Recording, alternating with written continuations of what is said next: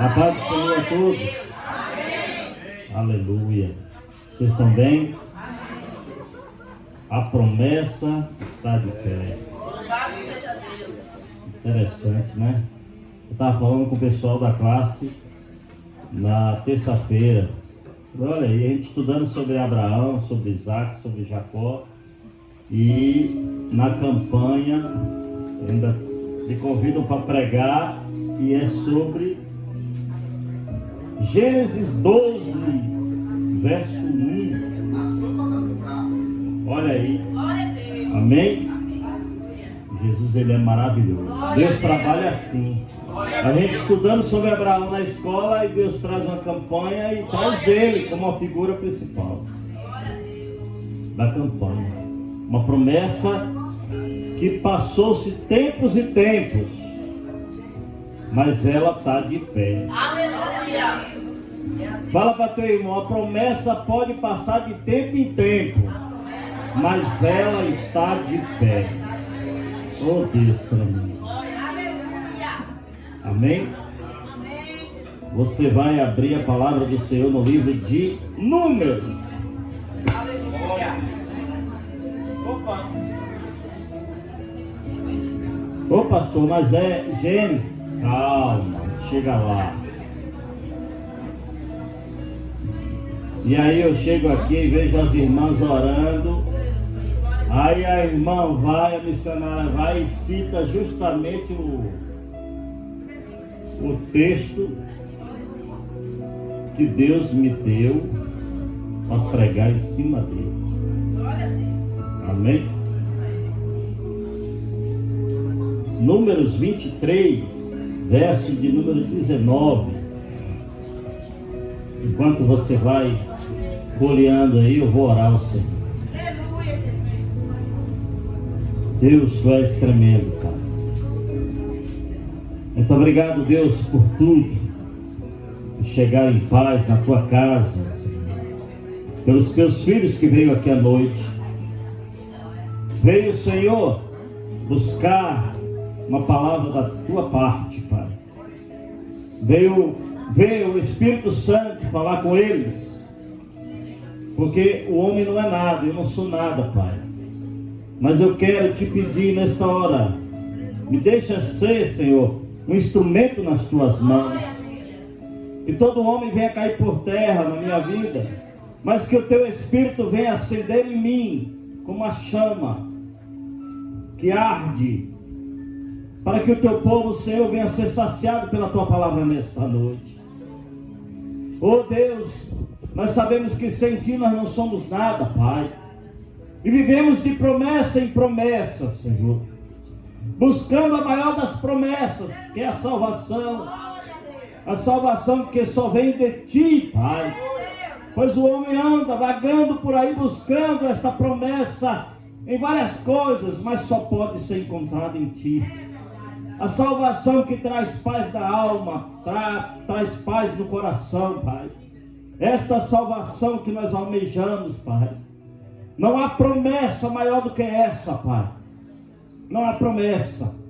E essa promessa ainda está de pé. E a tua palavra diz que todo aquele que nele crê, que crê no Senhor Jesus, receberá essa promessa. Essa promessa vai chegar em nossas vidas, Pai. Não sei quando, mas esperamos em ti, Pai. Esperamos no autor e consumador da nossa fé. Deus, porque o teu povo acredita em ti, Senhor. E sabe, meu Pai, que esta promessa está perto de ser cumprida. Deus, muito obrigado, Pai. Que nesta noite, meu Senhor, o teu povo vem encontrar guarida em ti, Pai. Que nesta noite, meu Senhor, o angustiado, meu Deus, venha ser acalentado na tua presença, nas tuas mãos nesta noite, Pai. Meu Deus, que o aflito venha encontrar em ti socorro, Pai. Porque tu és o socorro bem presente na hora da angústia, do sofrimento, da aflição, Pai. Por isso, Deus, eu creio, meu Pai, que o Senhor ainda é o Deus Todo-Poderoso, que pode realizar todas as coisas. Muito obrigado, Deus. Muito obrigado em nome de Jesus, Pai. Toma nas tuas mãos Faz segundo a tua vontade, o teu querer, Pai. Em nome de Jesus. Amém? Livro de Números. Vamos achar? Números 23, 19.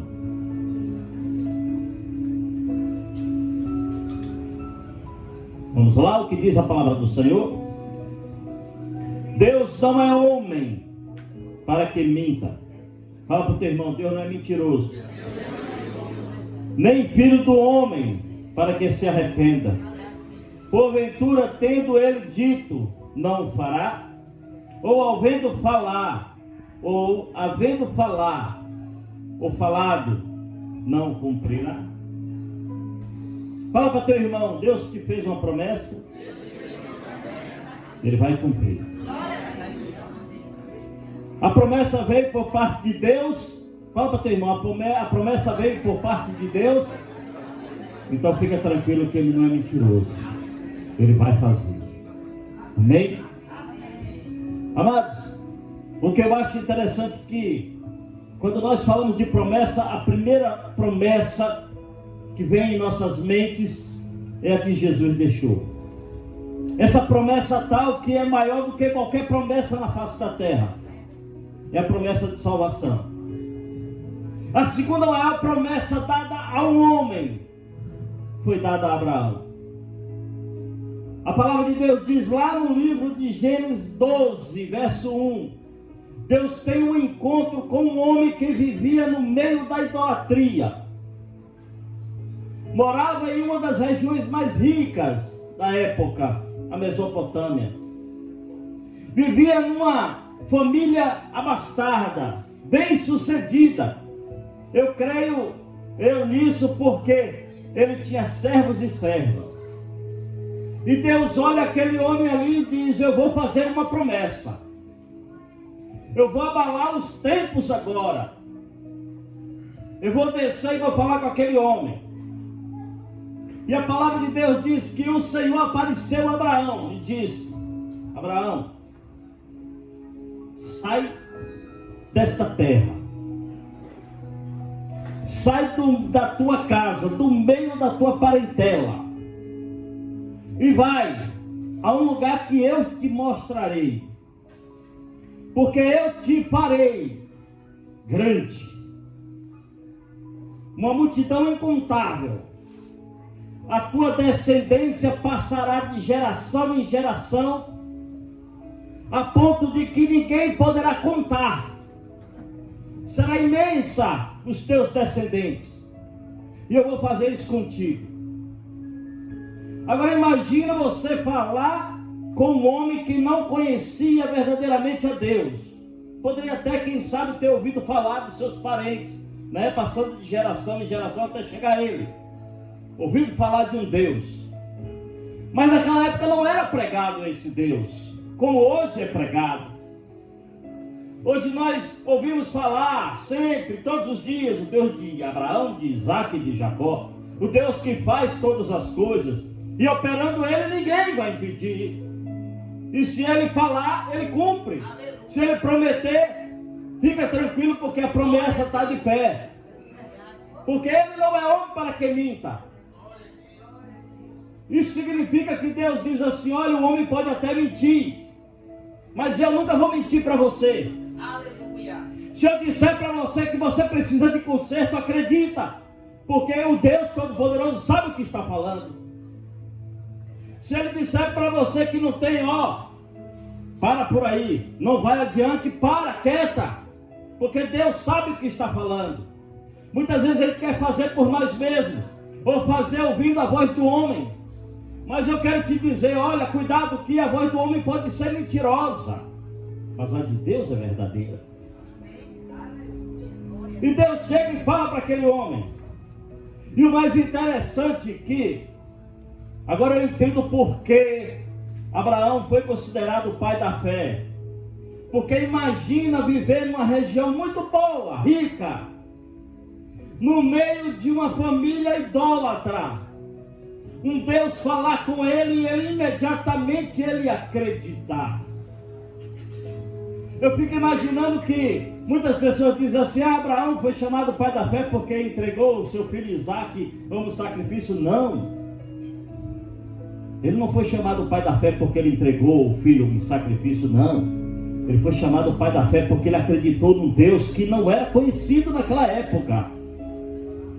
Ele foi chamado pai da fé porque ele ouviu a voz do Senhor e acreditou e obedeceu. Você quer que a tua fé cresça? Você quer ter uma fé inabalável? Ouve a voz do Senhor e acredita nele. E crê que tudo que ele está falando para você é verdade.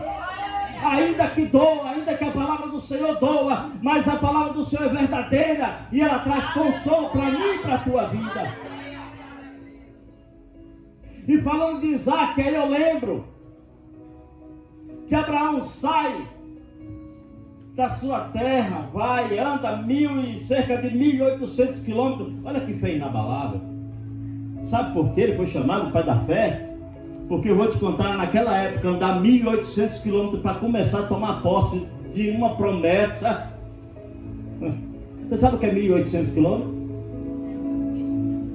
Foi isso que Abraão começou a andar para obter de Deus alguma coisa. E muitas vezes, olha, na semana passada, eu fui fazer uma diligência na casa do irmão Mário. Aí eu saí de casa, fui andando até a casa dele, cerca de 2,5 km, mais ou menos. Bispo? Dá mais ou menos isso, né? Aí eu caminhando, eu falei assim: rapaz, debaixo do sol quente, e o sol ardendo, eu digo: rapaz, como a gente se sacrifica para ganhar o pão. Aquele homem andou 1.800 quilômetros.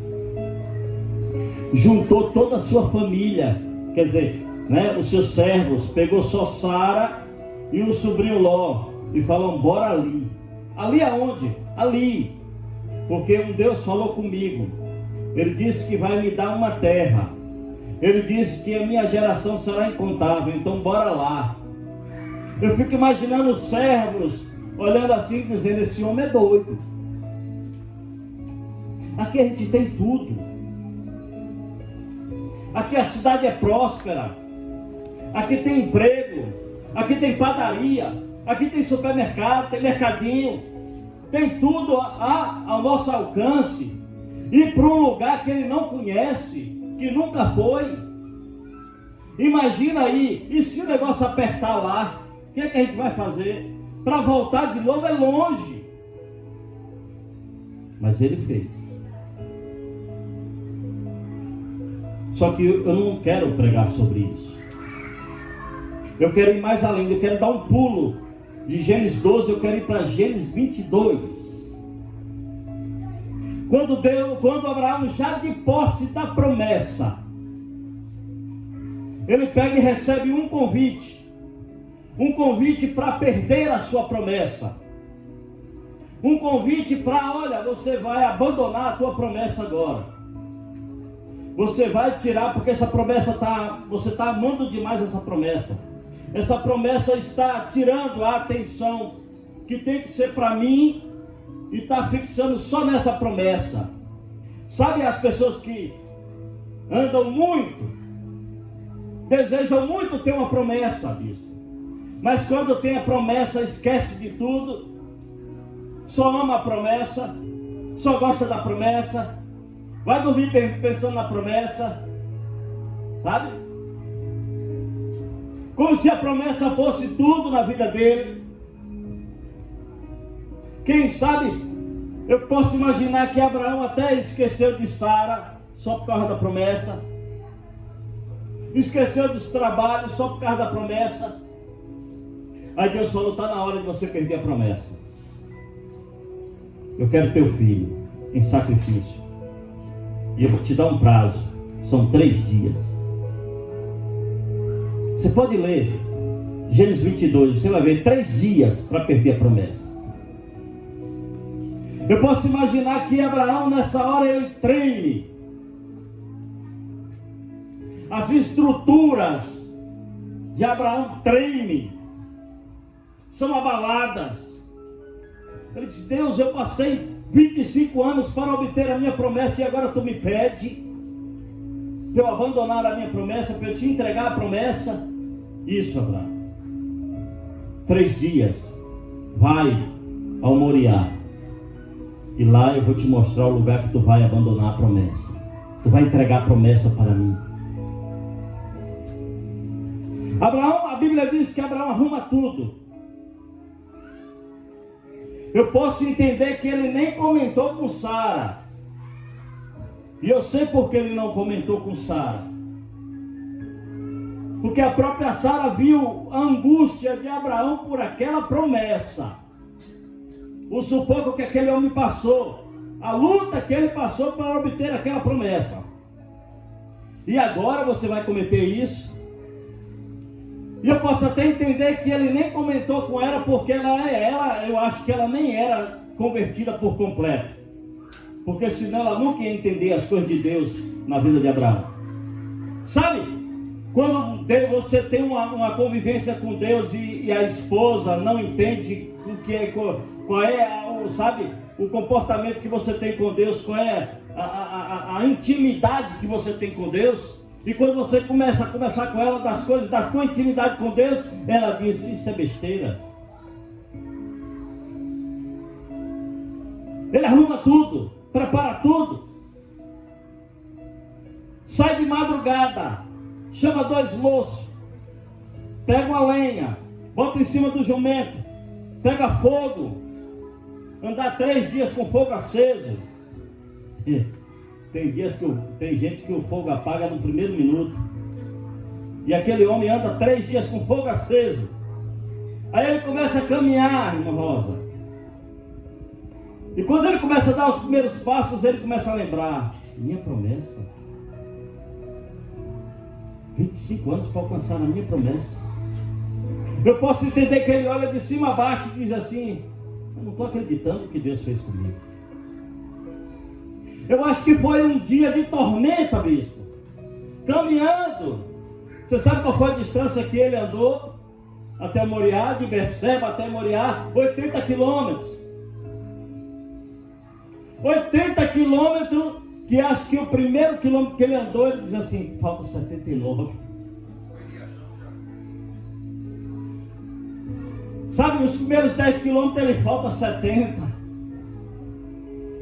Chegou meio-dia, está perto de eu perder a promessa. Caminha mais um pouco, ele fica pensando: eu saí de Ur, saí da Mesopotâmia, andei 1.700 quilômetros, 1.700 e poucos quilômetros, acreditando num Deus todo-poderoso, um Deus que me prometeu, que me fez, sabe, meu coração descansar, entender que Ele é Deus da minha vida. Passei tanto tempo lutando com Sara para ter essa promessa. Passei 11 anos, ela me deu Agar.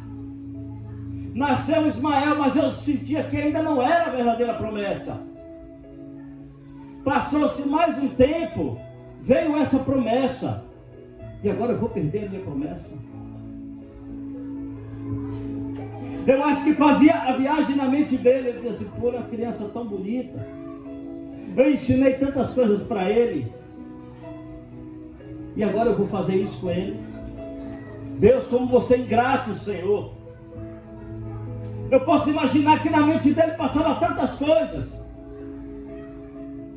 Mas ele parava no primeiro dia e dizia: mas o Senhor prometeu. O Senhor me deu. E eu acredito ainda no Senhor.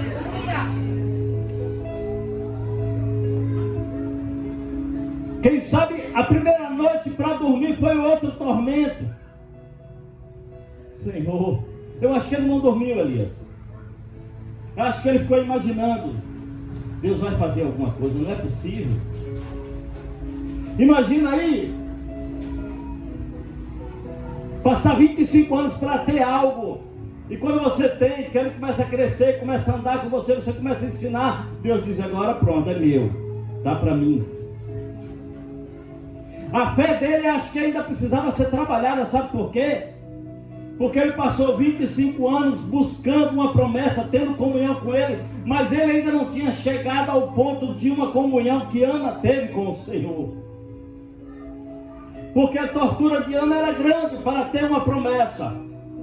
E quando ela teve, ela disse: é do Senhor, toma, é teu. Eu já tive, sabe, o gostinho da promessa, agora é teu. E Abraão teve o gostinho e queria continuar com aquele gostinho por muito tempo. Vem o segundo dia. Fala para teu irmão, o segundo dia foi mais doloroso. Acho que Abraão ainda não estava acreditando, a ficha não estava caindo na vida dele. Sabe, Bia? Acho que a ficha não caiu. Eu disse: peraí, como foi o pedido, bispo? Deus está me pedindo para eu levar o meu filho para estender em cima de um altar com a lenha pegando fogo e ali sacrificar ele ao Senhor. Eu acho que ele foi lá na Mesopotâmia e pensou: mas quem fazia isso eram os deuses pagãos. Os altares pagãos eram feitos para queimar crianças. E o Senhor quer que eu faça isso? Eu acho que Deus não falou nada. Eu posso imaginar que nenhuma resposta Deus deu. E eu posso também imaginar que perguntas que Abraão fez para Deus foram muitas. Foram muitas perguntas incontáveis. Senhor, tu está me castigando porque eu entreguei a minha esposa, eu entreguei como minha irmã lá no Egito, ou tu está me castigando porque eu entreguei a minha esposa como irmã, né, minha, sendo irmã minha para Abimeleque? Será que agora eu estou sofrendo esse castigo, Senhor? Fala comigo. E nenhuma resposta Deus dava. O segundo dia foi terror na vida dele. A Bíblia diz que quando chega ao terceiro dia, ele avista o monte. Já tinha chegado aos 80 quilômetros. Ele imaginou: agora acabou. Agora não tem mais jeito. Agora chegou o encontro com Deus. Fala para teu irmão: na hora de prestar contas a Deus, não tem barganha.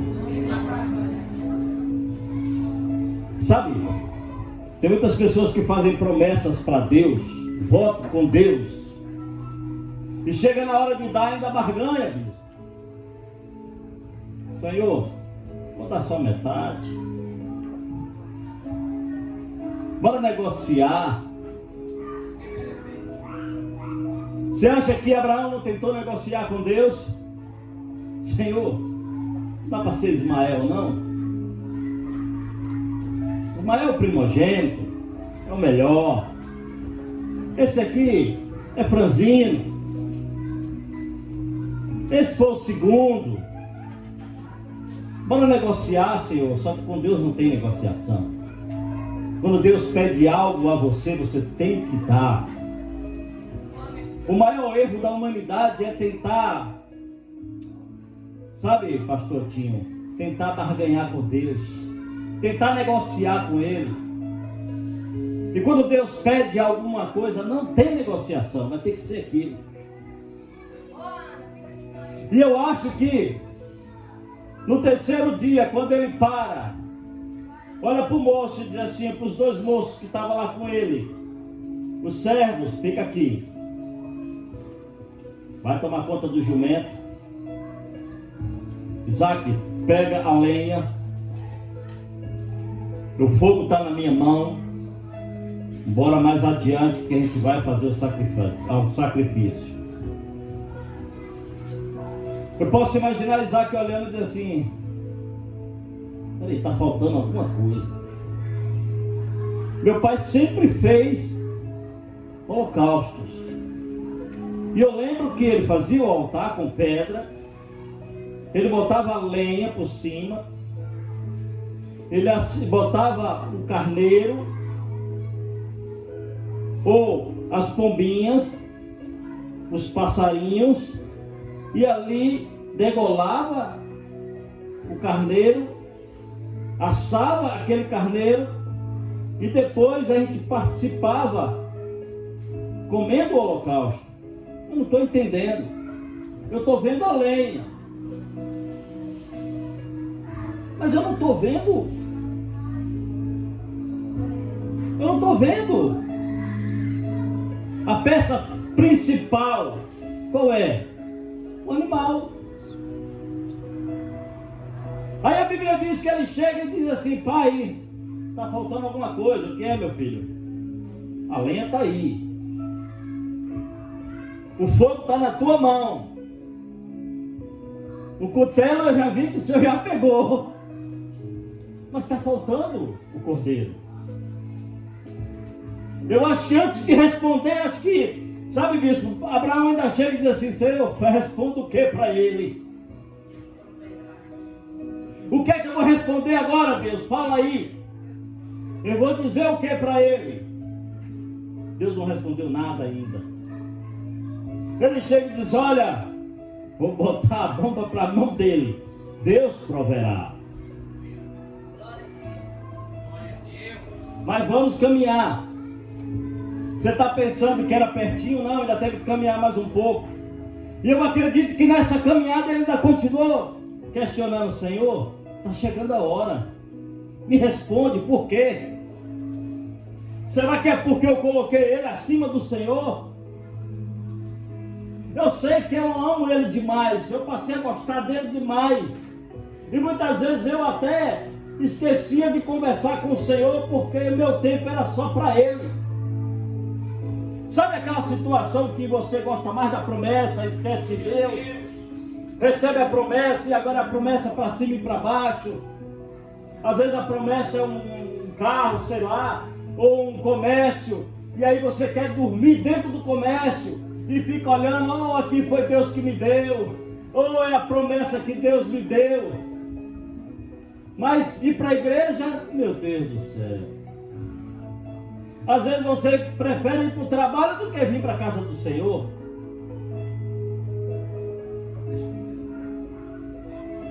Não é verdade?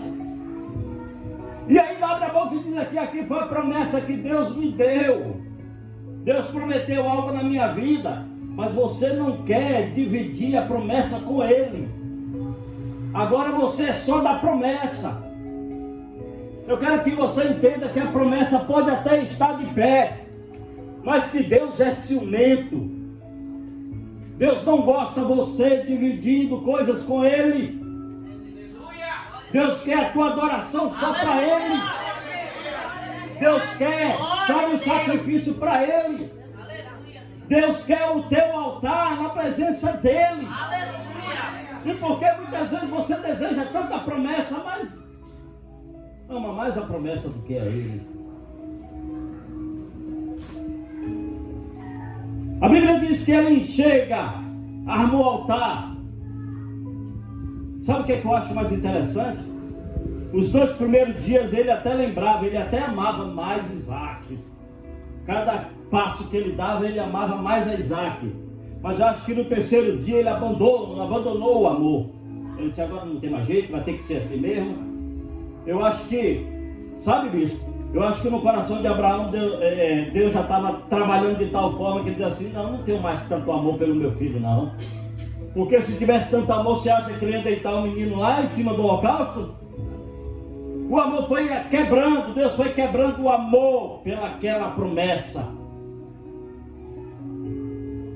Ele botou a criança. Ele pegou o tutelo, amarrou. Eu posso conjecturar, imaginar. Aquela criança não entendia nada.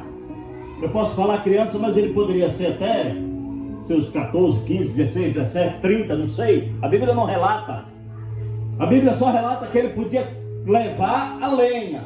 E era pouca lenha não era graveto não, era lenha mesmo nas costas. Então eu acho que aquela criança, aquele jovem ficou olhando e disse assim: não estou entendendo nada. Sabe? Mas quando a pessoa não está na direção do Senhor, ele não entende nada. Só quem entende é quem está na presença do Senhor. Fala para teu irmão: para entender as coisas de Deus tem que estar na presença dele. Sabe, muitas vezes você não entende da forma que Deus trabalha, mas Deus trabalha de uma forma que só quem entende é quem está na presença dele. Oh, aleluia! Glória a Deus. Deus poderoso, Jesus. Quando ele pega a faca, eu acredito que ele faz a última oração a Deus. Deus, lá em Ur, o Senhor me prometeu uma geração incontável. E o Senhor me disse que ia ser de Sara. Sara já ultrapassou os 110 anos. Sara já está bem velha. Mas a promessa o Senhor me fez. Eu posso acreditar. As últimas palavras dele foi essa: olha, Senhor, está aqui, eu vou fazer.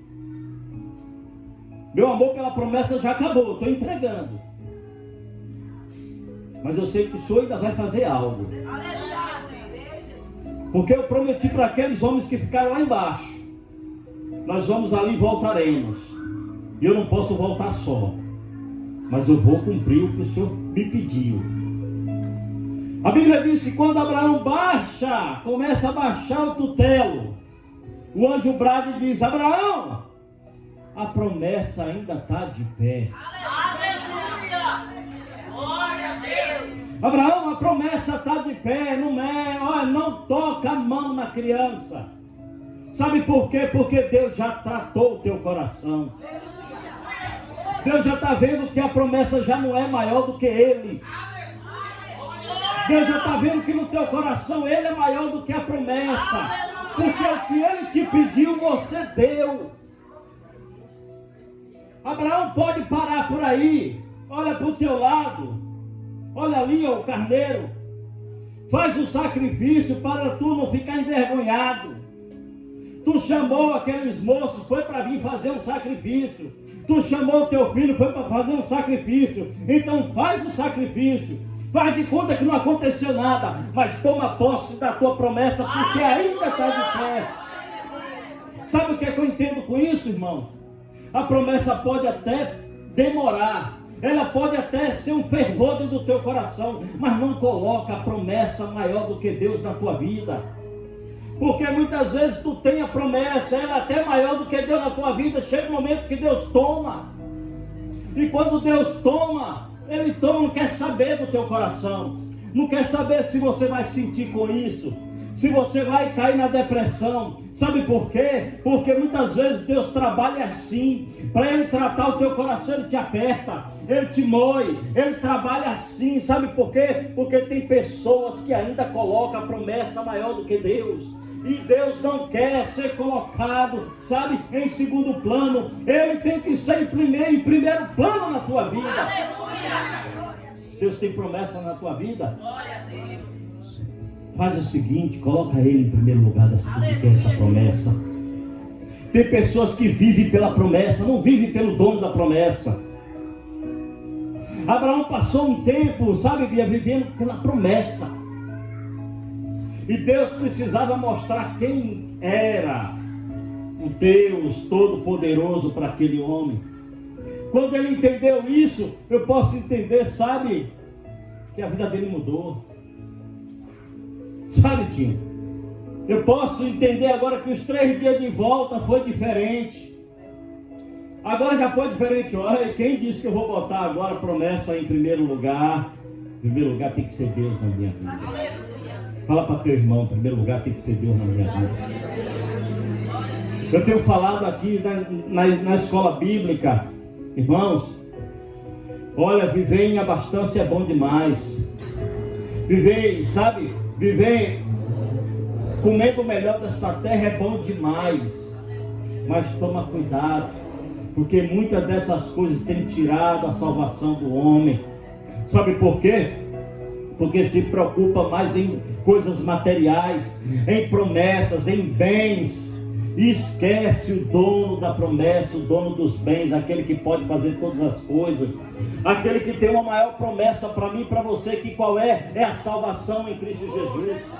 Esta é a maior promessa, esta é a promessa que ainda está de pé, não é bens, sabe? Porque essas coisas seguirão aos que creem, sabe? a riqueza vai seguir, a saúde vai seguir sobre a todo aquele que acreditar na promessa principal. Qual é a promessa principal? A salvação em Cristo Jesus. Essa é a principal promessa que eu e você tem que se apegar. Não se apega a promessas, muitas vezes são feitas pelo homem. O homem gosta de acreditar, o homem gosta de falar coisas boas, de incentivar as outras pessoas, trazendo promessas humanas. Vou deixar ela alegre, vou fazer uma promessa para ela.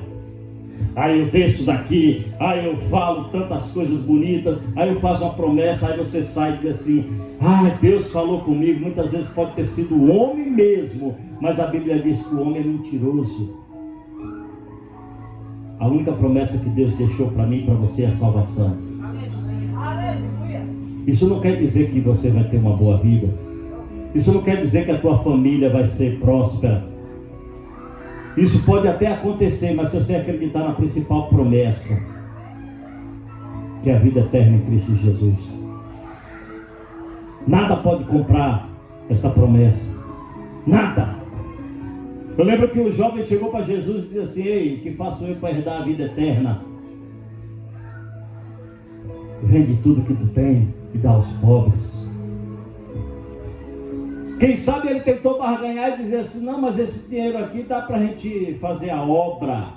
Deus não quer saber de dinheiro para fazer obra, porque se ele quiser, ele manda um carro forte chegar aqui, mandar, não sei quem foi, está aqui aberta, todo o dinheiro aí, que vocês precisam, sem você nem saber quem mandou. Mas tem pessoas que querem chegar e dizer: não, eu faço aqui, eu vou fazer, toma aqui, é porque eu estou fazendo. Ei, Deus não quer barganhar com ninguém. Deus nunca precisou do homem para cumprir uma promessa, já? Deus nunca precisou do homem para fazer a obra dele, já? Tanto é que ele mandou o próprio Deus para se fazer de homem, mas para mostrar que ele não precisa do homem. Sabe por quê? É como o bispo prega aqui: se Pedro descesse daquele barco e caminhasse sobre aquelas águas, estava dividido o ministério. Essa é a verdadeira face do homem. O homem, ele é ganancioso. O homem, ele é, sabe, o eu. O homem, ele é assim. Abraão, ele estava assim: meu filho, ninguém mexe, meu pimpolho, nenhum olho para ele diferente. É tanto que a Bíblia diz que Deus falou assim: o teu filho, o teu único, né? Porque tu já não tem mais outro, tu mandou embora, parece que tu só tem um, é teu único filho, né? Até parece que Ismael não era nada. Você acha que no coração de Abraão já não estava assim? Ismael já não servia para nada. Aí Deus fala para ele: ó, teu único, né? O único é porque só tem um, né? Mas Abraão só tinha um, tinha dois. Ó, teu único filho, a quem tu amas. Ou seja, tu só ama ele, né? Tu não ama mais ninguém. Tu não ama mais a mim. Não tem mais tempo para mim. Pois eu vou te mostrar. Me dá. Agora imagina aí o que poderia ter acontecido se ele dissesse: não. Hein, Valdir? Não, isso eu não faço não. Eu posso até imaginar o que poderia ter acontecido. Uma cobrinha naquele deserto podia chegar no calcanhar dele: meu menino morreu. Foi. Fica de pé.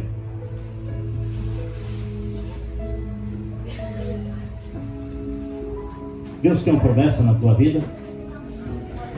Não deixe ela ser maior do que Ele na tua vida. Aceite até a promessa. Sim, Deus, eu quero, mas eu quero mais o Senhor. Pastor, mas eu preciso dessa promessa. Vai vir, mas coloca Deus em primeiro lugar.